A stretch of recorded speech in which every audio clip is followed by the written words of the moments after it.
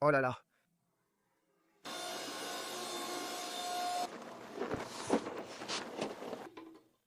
Oh mon Dieu.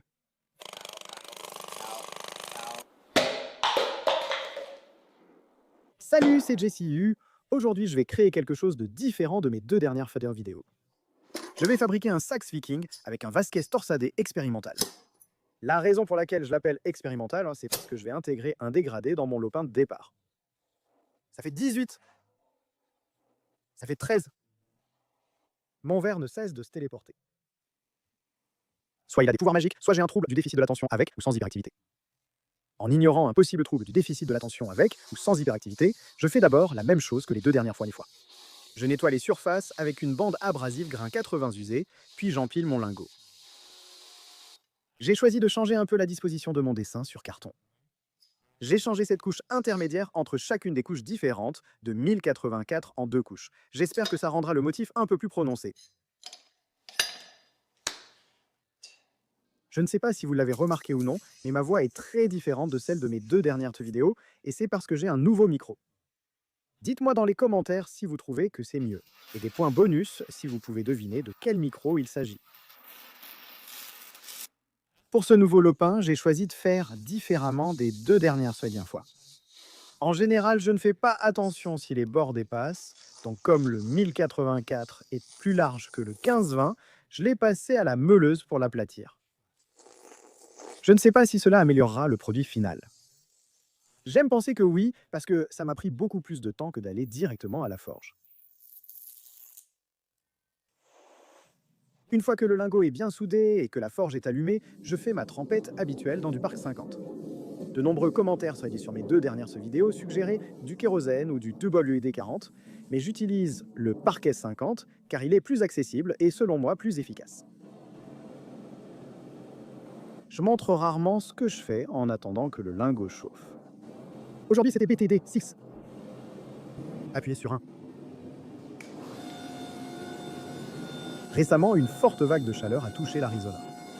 Depuis environ 2 semaines, il fait plus de 110 degrés chaque jour, et le jour où je soudais à la forge, il faisait entre 115 et 117 degrés.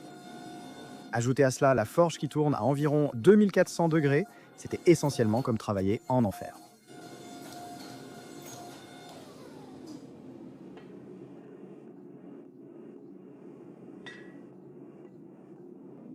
Un aspect peu évoqué mais essentiel de la soudure à la forge est de laisser le lingot reposer à température de soudure dans la forge. Cela stimule la croissance des grains et assure la soudure du lingot.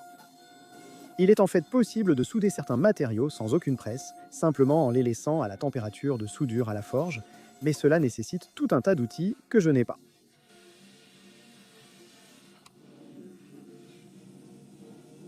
Le plan pour ce lingot, à partir de maintenant, est de l'étirer en une barre de 2,5 cm sur 2,5 cm, de la couper en deux morceaux et de les tordre dans des directions opposées. Je dois être très prudent avec mes soudures à la forge ici, car toute inclusion ou fissure froide s'amplifiera 1000 fois quand je vais la tordre.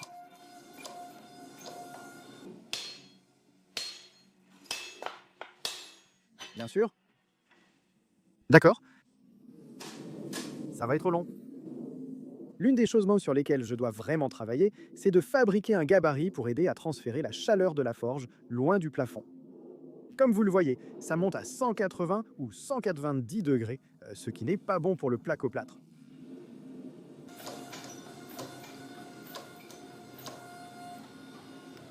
D'accord, je vais le laisser refroidir rapidement. Oh mon Dieu! Si vous êtes très perspicace ou un micromètre humain. La billette actuellement mesure environ 1,5 pouces sur 1,5 pouce, pas 1 pouce sur 1 pouce. Je ne sais pas vraiment pourquoi j'ai décidé de la couper en deux maintenant, mais j'aurais dû couper les extrémités inutiles de toute façon, et il me fallait deux morceaux. Donc autant faire d'une pierre deux coups.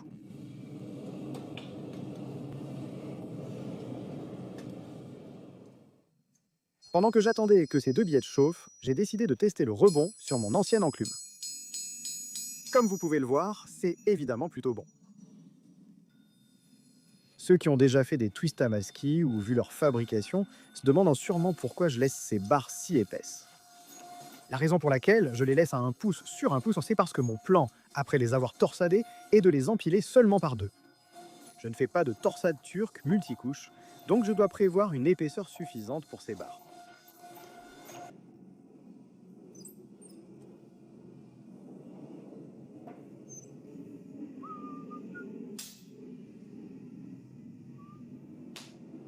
Après avoir forgé les 2 lopins à 1 pouce sur 1 pouce Mambéo, je les ramène à la presse pour adoucir les angles. C'est super important parce que si je ne le faisais pas, ces angles vifs finiraient par devenir des fissures à froid.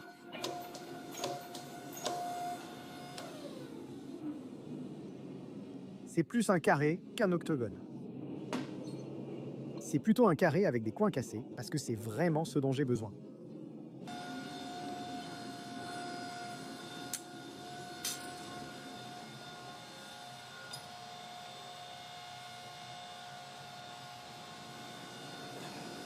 Oups. Oh oh. C'est probablement évident à cause de tous mes grognements et gémissements, mais tordre ces barres était super difficile. Je transpirais de la tête aux pieds et j'ai dû utiliser beaucoup de force au niveau du tronc dans un axe auquel je ne suis pas habitué. Vous l'avez sûrement remarqué, je porte une montre Garmin.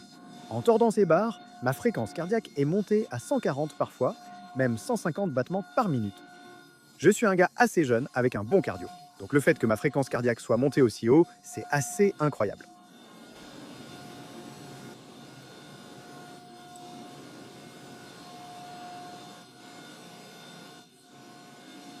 C'était terrible, il m'en faut encore un. Je voulais une forte densité de torsion pour ces 2 billettes. Je ne voulais pas monter trop haut, de peur de cisailler les billettes.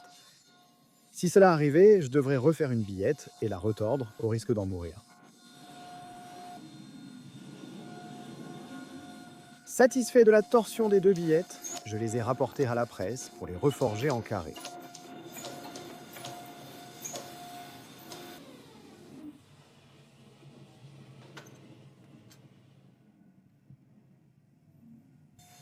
J'ai été surpris de voir combien de largeur restait dans les billettes après torsion. Ces 2 blocs dans la presse mesurent 0,9 pouces par 1. Je pensais qu'ils feraient environ 0,8. Les avoir maintenus à 0,9, c'est excellent.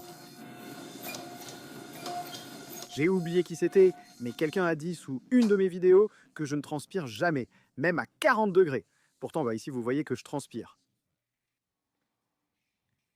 Après que les 2 lopins aient refroidi, je les emmène tous les 2 à la scie à ruban et je coupe toutes les parties qui ne sont pas torsadées.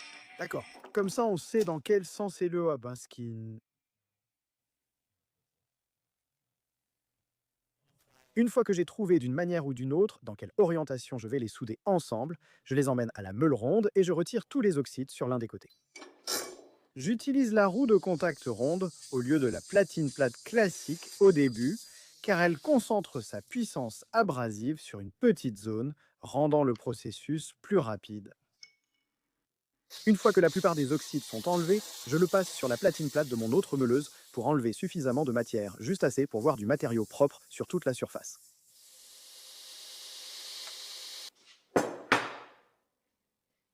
Je n'ai pas encore produit assez de twist à mascu pour fixer l'endroit de soudure des lopins. Alors j'ai choisi de souder comme d'habitude, sur les côtés et un peu au centre.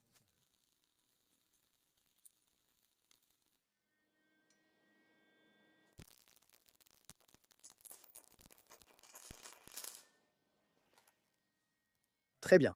Mon plan pour souder ces 2 lopins à la forge est de le faire à la main. Et chaque fois que je soude à la main, j'aime utiliser du flux.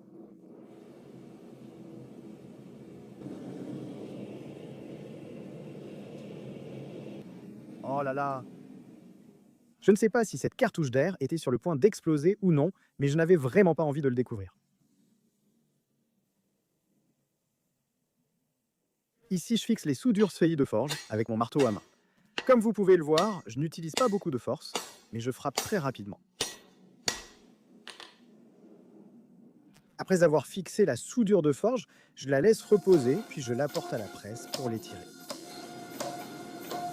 En l'étirant, je brosse la calamine fréquemment et vérifie les soudures de forge. Je veux vraiment détecter toute délamination le plus tôt possible et la réparer.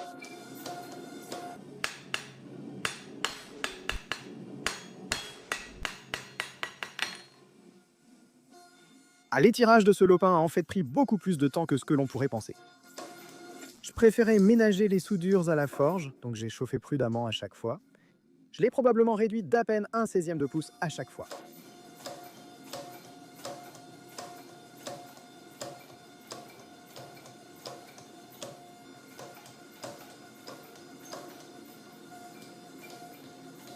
Je ne l'ai pas filmé, mais après l'avoir étiré sur 45 cm, je l'ai coupé à la scie à ruban, retiré l'extrémité inutilisable, puis remis dans la forge.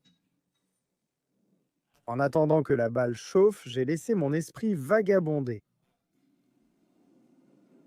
Premièrement, j'ai étiré ma soie à la presse, et j'ai commencé par ça car je n'avais pas la bonne taille de pince pour tenir la barre. En forgeant la soie, je la fixe dans mes pinces pour une lame de 5 cm de large. Ça fonctionne assez bien, on va faire avec. À savoir sur le sax Viking, sa lame ressemble à celle du Bowie moderne. Gardez à l'esprit que j'ai dit similaire. Le sax a une lame beaucoup plus basse et il a des courbes beaucoup moins prononcées. En voyant le couteau fini, je veux que vous pensiez d'abord « Oh waouh, c'est un sax !» Je ne veux pas qu'on dise « C'est juste un Bowie bizarre ».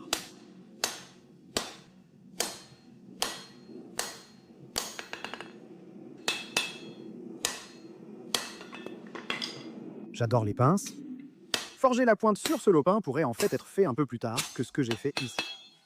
Je l'ai fait tôt uniquement parce que c'était moins haut et je n'aime pas vraiment forger les pointes sur du métal plus large.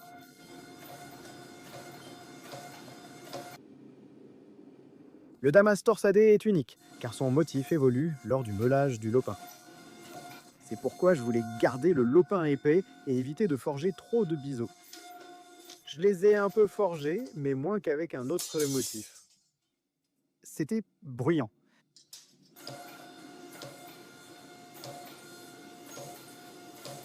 Je peux faire cette lame de 16 pouces avec 13 pouces et demi de matériaux.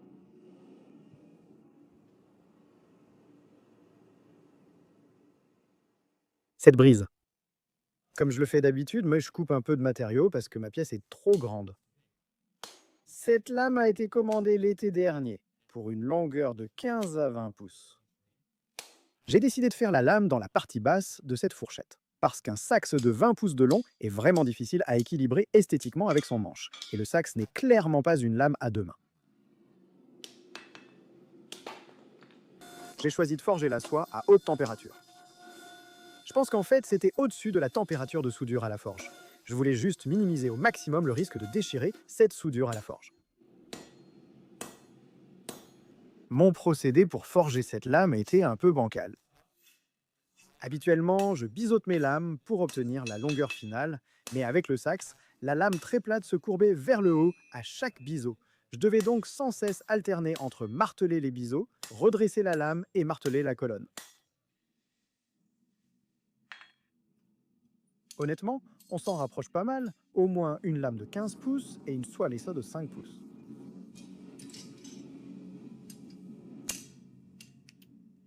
Laisse-moi rendre cette soie parfaite et ensuite on passe à autre chose. Le marteau que tu m'as souvent vu utiliser est une doghead de 4 livres d'Ilia. Beaucoup de forgerons souhaitent utiliser des marteaux plus légers, comme les dogheads de 2,5 livres. Je n'ai jamais aimé utiliser un marteau léger.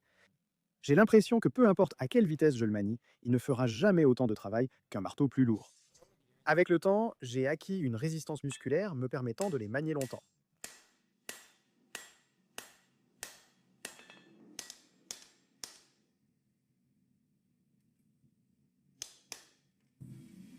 Ça ira.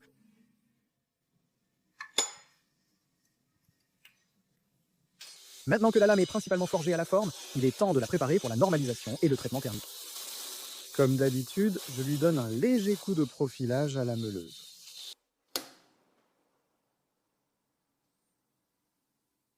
Avant d'avoir le four de traitement thermique Paragon, je faisais toutes mes normalisations avec ma forge au propane. Il est nettement plus simple d'appuyer sur quelques boutons que d'utiliser un aimant et de vérifier la lame à l'œil pour la température. Je ne montre qu'un cycle de normalisation ici, mais j'en ai fait 3 à 1650, 1500 et 1350 degrés Fahrenheit. Je suis vraiment complètement à l'ouest. Après le dernier cycle de normalisation, je rapporte la lame à la meuleuse et commence à retirer beaucoup de matière. Je retiens un peu parce que je veux tremper cette lame un peu plus épaisse que les autres lames. Je ne veux surtout pas que la soudure centrale de la forge éclate pendant la trempe. Je trempe cette lame à 1505 degrés. Les fiches techniques du 1084 indiquent en environ 1475, mais j'ai besoin de temps pour sortir la lame du four et la plonger dans l'huile, donc je veux une marge de chaleur en plus.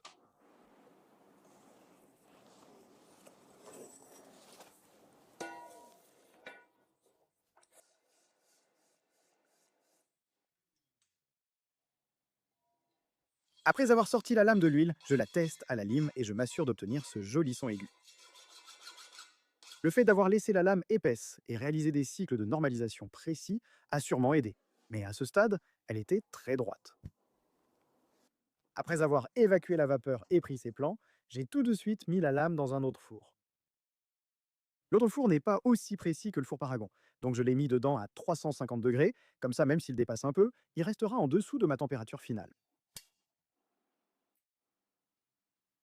Après 2 cycles de 2 heures à 425 degrés Celsius dans le four Paragon, il est temps de perdre encore du temps et d'effectuer l'affûtage final de cette lame.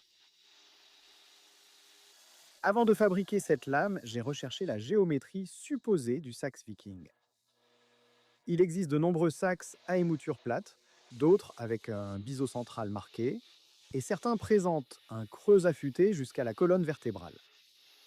J'ai décidé de simplement faire une émouture plate et de faire quelque chose de spécial sur la colonne plus tard, parce que la mienne est en damas, et un biseau central rendrait le motif du damas un peu étrange. Ici, vous me voyez redresser la lame avec mon gabarit à 3 dents et un chalumeau. Apparemment, elle n'était pas droite en sortant de la trempe, et je me suis juste convaincu moi-même qu'elle l'était. Parfait.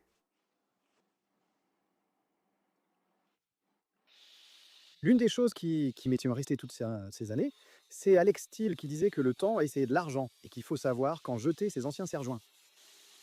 Si vous me connaissez personnellement, vous saurez que je ne suis pas quelqu'un de trop avare. C'est tout l'inverse. Pour les bandes abrasives, je suis extrêmement avare. Je garde les bandes aussi longtemps que possible. J'ai en fait une étagère dans le garage avec environ 200 vieilles bandes que je n'arrive tout simplement pas à jeter. J'ai mentionné plutôt que j'allais faire quelque chose de spécial sur la tranche. Ici, je lui donne une très très légère arête, exactement comme celle que l'on voit sur les katanas et les wakizashi. Je dois faire très attention à rendre les angles aussi obtus que possible, parce que sinon ça commencera simplement à ressembler à un autre couteau Bowie. Je pensais peut-être incliner ma table ou fabriquer un gabarit pour m'aider à meuler ça, mais je fais toujours tout à main levée et j'aurais l'impression de me trahir si je fabriquais un gabarit. D'accord.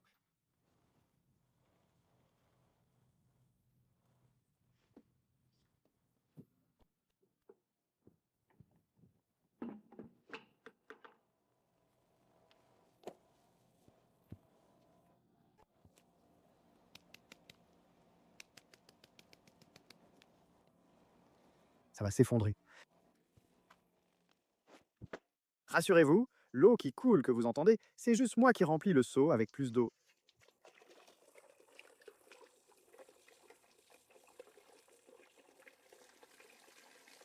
La lame étant presque entièrement meulée, il reste à ajuster la ligne de transition. Comme dit dans ma vidéo sur le kukri, je n'ai pas de plateau en cascade et je n'apprécie pas l'aspect tape à l'œil de ce rayon arrondi. J'utilise donc un guide lime, une bande abrasive grain 80 et réalise une ligne de transition nette à 90 degrés.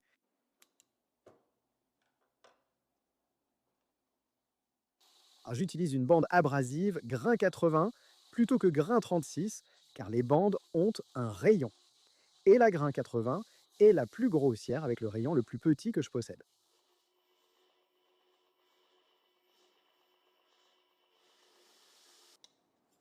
Si seulement j'avais un troisième bras.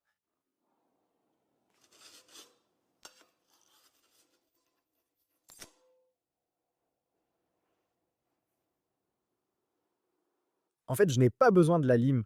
Je peux simplement utiliser la meuleuse très prudemment. Et par très prudemment, je veux dire vraiment, vraiment prudemment. La bande peut dévier sur le côté de la platine. Et si cela arrive, je vais meuler en plein centre de ma lame.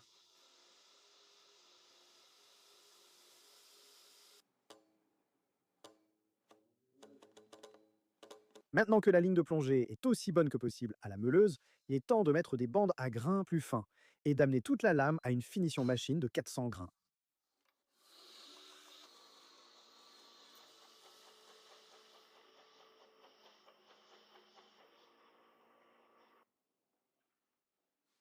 Une bande de 220 grains qui est émoussée n'a plus aucune utilité. J'utilise une bande Trisact A45 pour la finition finale de la lame, équivalente à une bande d'oxyde d'aluminium 400 grains. D'accord, 57,26. Ça veut dire, nous sommes à mi-chemin d'un million. Abonnez-vous.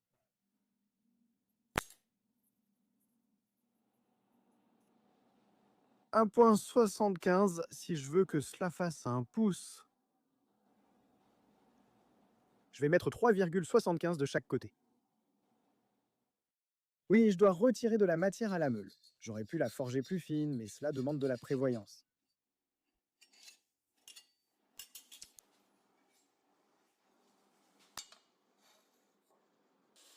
Je me demande parfois quelle machine de mon atelier enlève la matière le plus vite. Je possède 2 meuleuses, dont une d'angle avec plusieurs disques, ainsi qu'une scie à métaux. J'ai mes doigts, mais j'ignore lequel est le meilleur.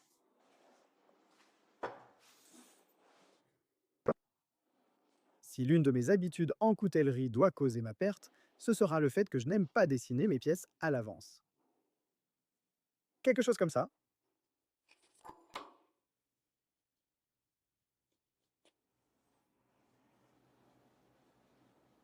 Je pourrais faire quelque chose comme ça. Je choisis le bronze soyeux, l'ébène d'Afrique et l'acier inoxydable pour mon manche. Très bien, on a terminé. D'après mes recherches, le sax a toujours été une arme à une main. Une tendance des armes à une main est d'avoir une poignée trop longue. Une poignée trop longue peut glisser et faire perdre le contrôle de l'arme. Donc ce que je fais ici, c'est de couper le bloc à une longueur adéquate.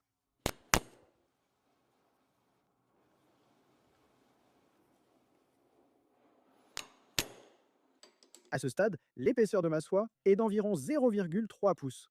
Donc je vais à ma perceuse à colonne, j'installe un foret de 6 mm et je commence à percer mes petits trous.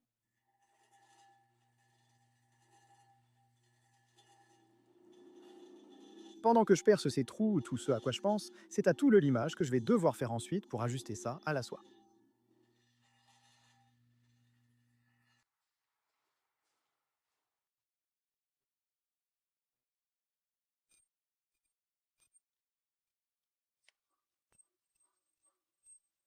C'est pour ça qu'il me faudrait une fraiseuse.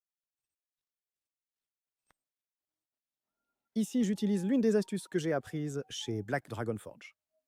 Un guide de lime est apparemment très polyvalent. En voici un exemple. Y a-t-il un... Y a-t-il genre une lime automatique? Quelqu'un devrait inventer un pistolet de massage avec lime intégré. Attends, je peux vraiment faire ça. D'accord. Je dois le mettre sur une seule puissance. Aïe, aïe, aïe, aïe. Non, ça ne va pas marcher. Même si 95% de mes idées sont vouées à l'échec, j'aime toujours les essayer. Elles rendent mon travail amusant. Attends, c'est vraiment bien.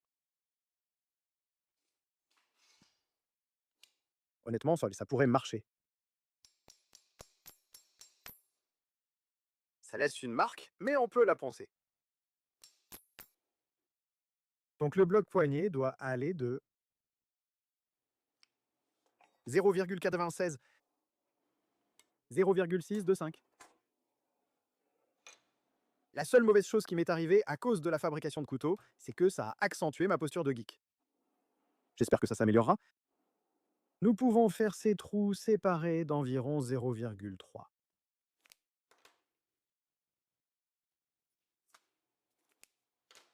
C'est ça. L'une des choses qui arrive souvent quand je perce du bois, c'est que le forêt se bouche, donc j'ai toujours une brosse métallique à portée de main pour m'aider à le nettoyer. Bien que mon bloc de poignée ne soit pas trop long, mon forêt reste trop court pour traverser, donc je dois percer de l'autre côté en espérant que les trous s'alignent.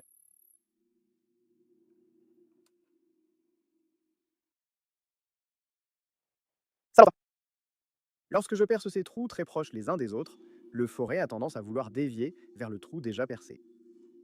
Pour éviter que le forêt ne dévie, j'ai remarqué que de petites pressions successives aident beaucoup.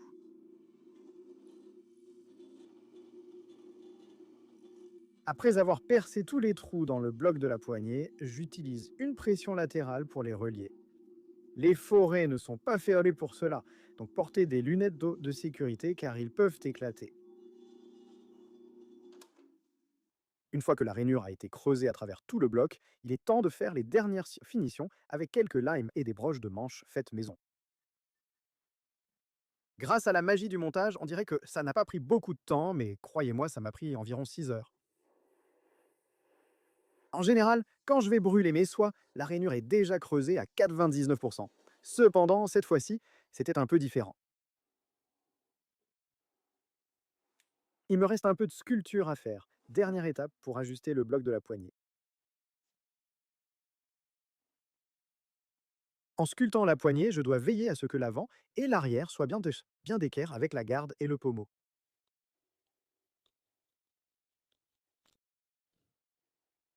Je pense qu'on est bon, laisse-moi mettre cette garde en place. Bloc de poignée.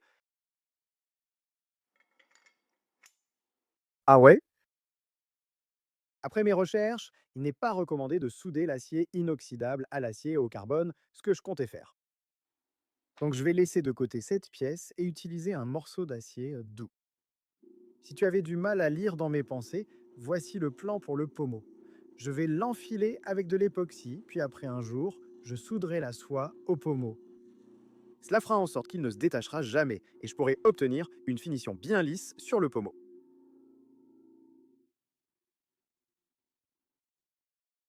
Pourquoi est-ce que c'est plus facile à limer que le bronze? Une fois que j'ai fini de limer la rainure et le pommeau, j'ai décidé d'arrondir simplement l'extrémité de la soie. C'est un peu comme le procédé pour faire une soie filetée, mais aussi légèrement différent. La garde s'ajuste parfaitement. Le bloc de la poignée s'ajuste parfaitement, tout comme le pommeau. Ça s'ajuste parfaitement. Une fois que j'ai les trois pièces creux de la poignée qui s'ajustent parfaitement et qui sont très brutes, je les emmène à la meuleuse et je commence à ébaucher les formes. Je vise une forme principalement ovale pour les trois pièces, mais je vais faire quelque chose d'un peu spécial sur la garde. Ce processus ici me ramène à l'époque où je fabriquais les dagues Pugio pour Fortune Fire. Cette dague avait comme exigence d'insérer des disques dans la poignée. Et pour fabriquer ces disques, je m'étais découpé plusieurs carrés en laiton et j'avais simplement meulé les coins.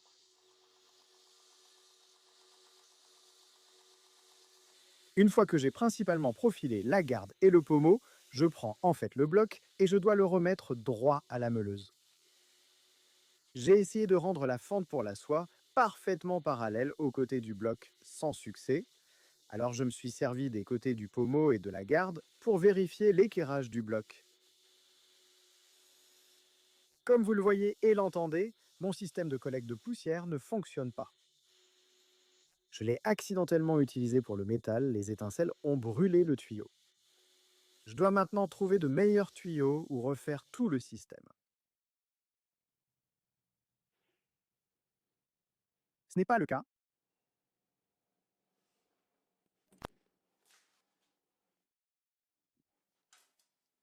Oh là là.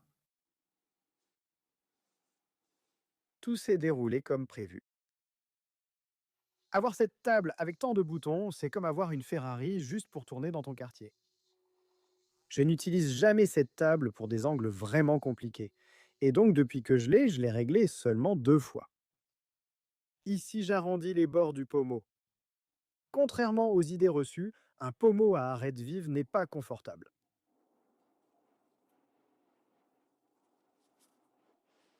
Très bien, commencé, ça va.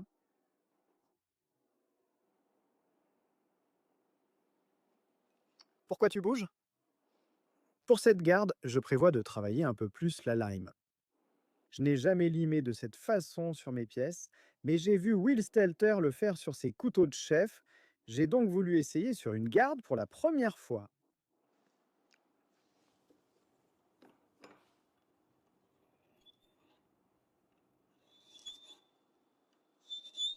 Après avoir limé la rainure dans la garde, je rentre et commence à poncer la lame à la main. Vous vous demandez probablement, si vous avez regardé mes 2 premières busy vidéos, pourquoi je ponce la lame à la main aussi tard cette fois-ci. C'est un de ces moments où je peux agir dans le désordre sans que cela n'affecte le résultat final. J'adore utiliser des limes comme bâton de ponçage. Leurs grandes faces servent à poncer la lame et les côtés permettent de nettoyer les zones de transition, ce qui est bien plus rapide. Je me suis dit qu'un petit rituel à chaque ponçage manuel, pour évoquer les vidéos que je regarde en ponçant, serait amusant. En ponçant les sacs à la main, je regardais presque uniquement Dude Perfect. J'ai pris soin de regarder chacune de leurs vidéos de la série Bucket List, et honnêtement, la cinématographie dans celle-ci est tellement géniale que je les ai regardées 2 fois.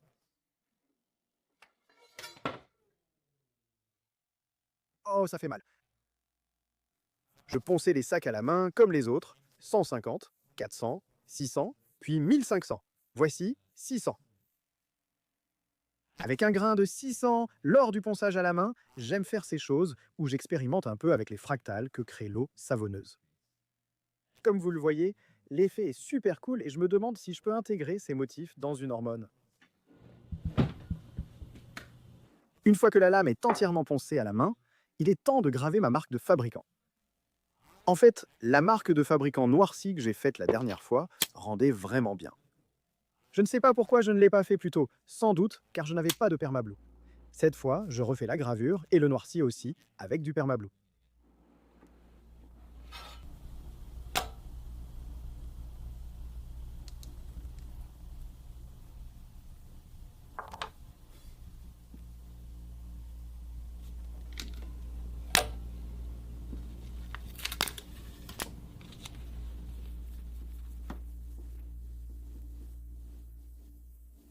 La machine de gravure que vous venez de me voir utiliser s'appelle la Personalizer Plus. Quand j'ai enfin reçu ma marque de fabricant envoyée par IMG, je voulais savoir ce qu'il y avait de mieux en matière de machine de gravure. Et après pas mal de recherches, la Personalizer Plus était la meilleure que j'ai trouvée. Le procédé que je vais utiliser pour graver cette lame consiste en 2 immersions dans du chlorure ferrique, chacune durant 1 minute et 30 secondes. Entre ces 2 cycles, j'utiliserai du papier de verre grain 2500 pour enlever tous les oxydes. Poncer les oxydes est en fait assez important, car c'est ce qui permet d'augmenter le contraste entre les 2 métaux différents.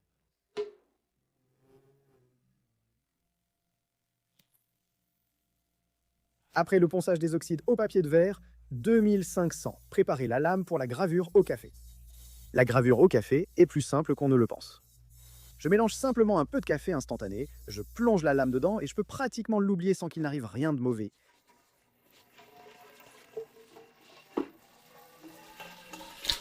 Très bien, 2 heures plus tard.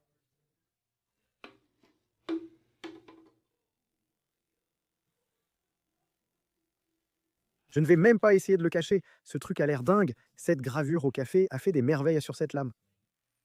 La lame étant finie, il reste à finaliser les pièces du manche. Ma première étape consiste à marteler un motif sur la garde. Je pense que ça donnera à la garde un aspect un peu plus rustique, et comme le sax viking est une arme vraiment ancienne, je me suis dit que ça lui irait plutôt bien. Et ensuite, je noircis toute la pièce, puis je ponce les surfaces planes, juste pour lui donner un peu plus de contraste. Après la garde, il faut donner au pommeau une finition satinée, usinée. Une fois le pommeau bien fixé, et après ne pas l'avoir du tout fait tomber dans le seau plusieurs fois. J'utilise du papier de verre et je polis entièrement ce bloc de manche en bois.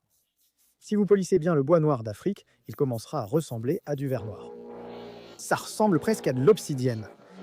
Pour obtenir cet aspect sombre et brillant, je le polis à la main jusqu'à un grain de 2500, puis j'utilise 2 pattes à polir.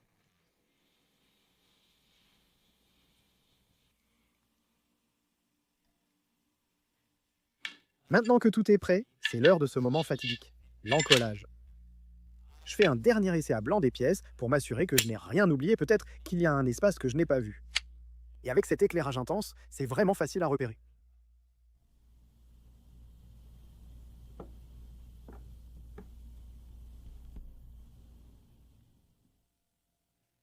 Après avoir mélangé l'époxy avec le bâtonnet de glace pendant environ 5 minutes, je m'assure de tout nettoyer, puis j'enduis chaque surface qui sera collée avec de l'époxy. Cela évitera toute formation de bulles d'air. Si je refaisais une lame similaire, je choisirais sûrement une construction démontable. L'une des choses que je fais toujours, mais que je ne montre pas forcément à la caméra, c'est de nettoyer l'excès d'époxy avec de l'acétone. Sur un manche comme celui-ci, avec un bloc de manche aussi brillant, si je ne nettoyais pas tout l'excès d'époxy, ce serait extrêmement visible. Après 24 heures de durcissement de l'époxy, je retourne l'ensemble et soude le pommeau sur la soie. Il est extrêmement important que je le refroidisse aussi vite que possible une fois la soudure terminée, car l'époxy devient plus fragile lorsqu'il est chaud.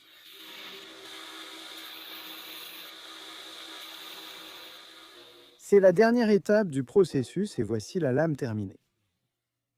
J'adore le contraste que j'ai obtenu entre le 1084 et le 1520. J'aime aussi la façon dont la barre du bas ressemble à une étoile. Ça ressemble à une arme qu'on verrait dans un jeu vidéo, comme Mario ou quelque chose comme ça. Aussi, si tu regardes de près, j'ai mis un peu d'hormones sur cette lame. On dirait un peu une âme piégée et j'adore ça. Après les plans de coupe, j'aiguise la lame avec une bande Trisact grain 400, puis je la polis sur un cuir de buffle avec de la pâte verte. Ce procédé d'affûtage est moins élaboré que d'autres, mais le tranchant devient très aiguisé. Elle est assez aiguisée pour réussir tous mes tests. Cela semble peu professionnel, mais paraître et être peu professionnel sont très différents.